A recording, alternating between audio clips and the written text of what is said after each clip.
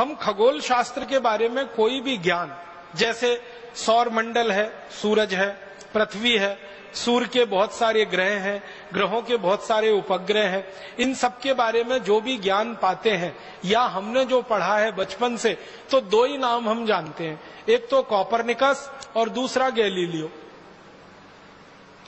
पृथ्वी है, सूर्य है, पृथ्वी और सूर्य के बीच में कोई दूरी है, पृथ्वी और सूर्य के बीच में कोई आकर्षण है, पृथ्वी और सूर्य के अलावा दूसरे ग्रहों के आपस के कोई आकर्षण है, ये सारा ज्ञान हम दो ही लोगों के नाम से पढ़ते हैं। आपको याद होगा, एक तो कॉपरनिकस, दूसरा गैलीलियो।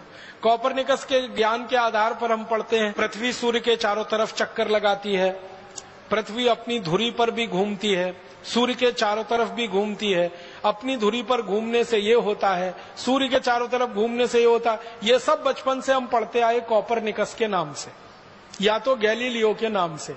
अभी पता चल रहा है वो ये कि कॉपरनिकस और गैलीलियो तो पैदा भी नहीं हुए थे, उसके हजारों साल पहले ये ज्ञान और ये सूत्र और ये सिद्धांत भारत के सामने प्रस्तुत किए थे एक महान व्यक्ति, उनका नाम था महर्षि आर्यभट्ट।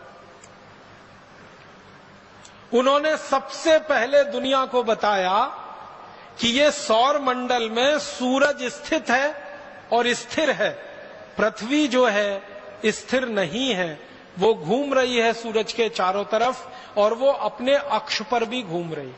ये सबसे पहले महर्षि आर्यभट्ट ने सारी दुनिया को बताया। उसके बाद उन्होंने जो सूत्र दिए, उन सूत्रों के आधार पर पृथ्वी और सूर्य के बीच की दूरी निकाली गई और आप हैरान हो जाएंगे, महर्षि आर्यभट्ट ने जो दूरी निकाल के दे दी, वो दूरी को आज तक दुनिया का कोई खगोल शास्त्री चुनौती नहीं दे पाया, आज तक नहीं दे पाया। जितनी दूरी उन्होंने बता दी, उतनी ही दूरी आज के वैज्ञानिक बताते हैं पृथ्वी और सूर्य के बीच की। और तीसरी महत्व की बात महर्षि आर्यभट्ट ने जो सारी दुनिया को बताई वो ये कि सूर्य जो है ये निरापद नहीं है, इसमें बहुत सारे काले धब्बे हैं और ये काले धब्बे की जो थ्योरी है, इसको स्टीफन हॉकिंग्स नाम के एक आधुनिक वैज्ञानिक ने अपने नाम से लिखवा लिया है और वर्ड पेटेंट ले लिया है, ब्लैक होल थ्योरी। आप में से कुछ लोग अगर थोड़ा फिजिक्स पढ़े होंगे तो आपने पढ़ा होगा ब्लैक होल थ्योरी। ये ब्लैक होल थ्योरी को सारी दुनिया मानती है, स्टीफन हॉकिंग्स की खोज है ब्लैक होल्स थ्योरी। लेकिन महर्षि आर्यभट्ट ने स्टीफन हॉकिंग्स के जन्म से हजारों साल पहले बता दिया कि सूरज निरापद नहीं है, इसमें ब्लैक होल्स हैं, काले विवर हैं, और वही उसके जीवन का कारण है। इसके बाद और एक महत्व की बात जो सारी दुनिया में महर्षि आर्यभट्ट ने बताई, जिसको दूसरे लोग अपने नाम से प्रकाशित करते रहे हैं, वो ये कि हमारा जो सूर्य है और सूर्य के साथ दूसरे ग्रहों की जो स्थिति है, तो सारे ग्रह सूर्य के प्रकाश से प्रकाशित हैं। दूसरे ग्रहों के पास अपना कोई प्रकाश नहीं है, सूर्य के प्रकाश से ही वो सब प्रकाशित हैं। वो चाहे शनि हो, चाहे बुध हो, चाहे शुक्र हो, चाहे चंद्रमा हो, चाहे मंगल हो, ये सब सूर्य के प्रकाश से प्रकाशित है। सारी दुनिया को सबसे पहले महर्षि आर्यभट्ट ने बताया है। और इससे भी गहरी बात मैं आपसे कहता हूं, महर्षि आर्यभट्ट ने पता नहीं कैसे हजारों साल पहले कोई दूरबीन बनाई होगी तभी ये बता सकते, नहीं तो सवाल ही नहीं। महर्षि आर्यभट्ट ने बताया कि शनि के 5 उपग्रह हैं, पूरी दुनिया को पता चला। उसके बाद थोड़े दिन में उन्होंने अपनी कही हुई बात को संशोधित किया और कहा कि नहीं, शनि के 7 उपग्रह हैं, 5 नहीं है 7 है, और गिनकर बताए उन्होंने। और आपको मैं बताना चाहता हूं ये गर्व की बात कि महर्षि आर्यभट्ट ने हजारों साल पहले जो कह दिया कि शनि के 7 उपग्रह हैं, आज के वैज्ञानिक 8वां उपग्रह नहीं खोज पाए अभी तक शनि का, वो 7 पे अटके हुए, और शायद खोज भी नहीं पाएंगे क्योंकि 8वां उपग्रह है ही नहीं। होता तो वो खुद ही बता के चले गए। अब मैं आपके ध्यान को आकर्षित करना चाहता हूं कि शनि के 7 उपग्रह को खोज लेना कैसे संभव है। बिना दूरबीन के तो सवाल ही नहीं उठता, हो ही नहीं सकता। इसका माने बहुत साफ है कि महर्षि आर्यभट्ट ने दुनिया की सबसे पहली दूरबीन बनाई होगी और उससे देखकर यह बताया होगा, और सारी दुनिया में दूरबीन बनाना लोगों ने उसकी नकल करके सीखा होगा। महर्षि आर्यभट्ट ने एक पुस्तक लिखी है, बड़ी पुस्तक है, बृहद संहिता उसका नाम है, और एक दूसरी पुस्तक है आर्यभट्ट संहिता उसका नाम है। इन दोनों पुस्तकों में सैकड़ों नहीं हजारों सूत्र हैं सूरज के बारे में, चंद्रमा के बारे में और दूसरे ग्रहों के सूरज के अंतर संबंधों के बारे में। और आप जानते हैं सबसे पहले दुनिया में ग्रहण के बारे में, चंद्र ग्रहण होगा, सूर्य ग्रहण होगा, इस तिथि को होगा, इस दिनांक को होगा, इस साल में पड़ेगा, ये सारे के सारे ठीक ठीक गणनाएं सबसे पहले शुरू किया महर्षि आर्यभट्ट ने। महर्षि आर्यभट्ट की शुरू की गई गणनाएं चंद्र ग्रहण की, सूर्य ग्रहण की हजारों साल बिल्कुल सच साबित हुई है, और उसके आधार पर पंचांग विकसित हुआ।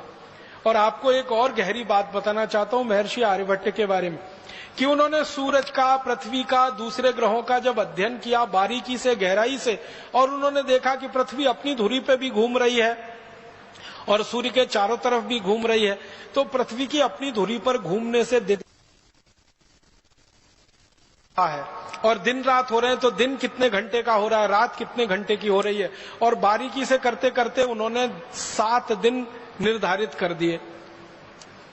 और वो 7 दिन है रविवार, सोमवार, मंगलवार, बुधवार, बृहस्पतिवार, शुक्रवार, शनिवार। ये जो 7 दिन महर्षि आर्यभट्ट ने हजारों साल पहले निश्चित कर दिए, सारी दुनिया अभी तक 8वां दिन नहीं खोज पाई। जो 7 उन्होंने हजारों साल पहले कह दिए, वही 7 दिन पूरी दुनिया इस्तेमाल कर रही है। और आपको हैरानी होनी चाहिए ये जानकर कि कोई क्रिश्चियन है तो, कोई मुसलमान है तो, कोई यहूदी है तो, कोई बौद्ध है तो, कोई पारसी है तो, कोई हिंदू है तो, या किसी भी संप्रदाय का है, वो इन्हीं 7 दिनों को मानता है। रविवार, सोमवार, मंगलवार, बुधवार, बृहस्पतिवार, शुक्रवार, शनिवार। बस अंतर इतना है कि उसको अपनी अपनी भाषा में उन्होंने भाषांतर कर लिया है। अंग्रेजों ने रविवार का संडे कर दिया, सोमवार का मंडे कर दिया, मंगलवार का ट्यूसडे कर दिया, बुधवार का वेडनेसडे कर दिया, गुरुवार का थर्सडे कर दिया, शुक्रवार का फ्राइडे कर दिया, शनिवार का सैटरडे। बस इतना ही किया है, भाषांतर ही किया है, बाकी कोई मूल बदलाव अंग्रेज नहीं कर पाए। और अंग्रेजों के आगे पीछे की सभ्यताओं ने भी उसको वैसे का वैसा ही स्वीकार किया। यूनान की पूरी सभ्यता ने यही स्वीकार किया, रवि, सोम, मंगल, बुध। मेसोपोटामिया की सभ्यता ने यही स्वीकार किया, बेबीलोनियन की सभ्यता ने यही स्वीकार किया। दुनिया में जो बड़ी बड़ी सभ्यताएं मानी जाती हैं, सब में ये रवि, सोम, मंगल, बुध, बृहस्पति, शुक्र, शनि ही है। और ये भारत की देन है सारी दुनिया की सभ्यताओं को, जिसमें वो एक कदम भी आगे हमसे बढ़ नहीं पाए हैं। जितना हमने खोज के बता दिया, वहीं पर पूरी दुनिया रुकी हुई है अभी तक। बहुत बड़ा योगदान है महर्षि आर्यभट्ट का इस खगोल शास्त्र की दुनिया। और एक दो छोटी बातें बताता हूं कि महर्षि आर्यभट्ट का एक और बहुत बड़ा योगदान है सारी दुनिया के लिए, गणित का। गणित के बारे में 2-3 रोचक तथ्य मैं आपको कहना चाहता हूं। गणित में जो त्रिकोणमिति होती है ना, आपने तो पढ़ा होगा बचपन में, हम लोग अंग्रेजी में उसको ट्रिग्नोमेट्री कहते हैं। ये जो त्रिकोणमिति है, ये जो ट्रिग्नोमेट्री है, ये महर्षि आर्यभट्ट की खोज है। उन्होंने सबसे पहले त्रिकोणमिति दिया है पूरी दुनिया को जानने, समझने और सीखने के लिए। और आप जानते हैं, इसी त्रिकोणमिति को आधार बनाकर दुनिया में सारा निर्माण कार्य चलता है। त्रिकोणमिति अगर आप जानते नहीं हैं तो आप किसी भी निर्माण कार्य में लग नहीं सकते।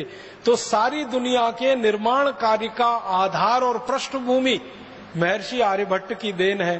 त्रिकोणमिति जो उन्होंने समझाई सारी दुनिया। गणित में त्रिकोणमिति का आविष्कार भारत में हुआ।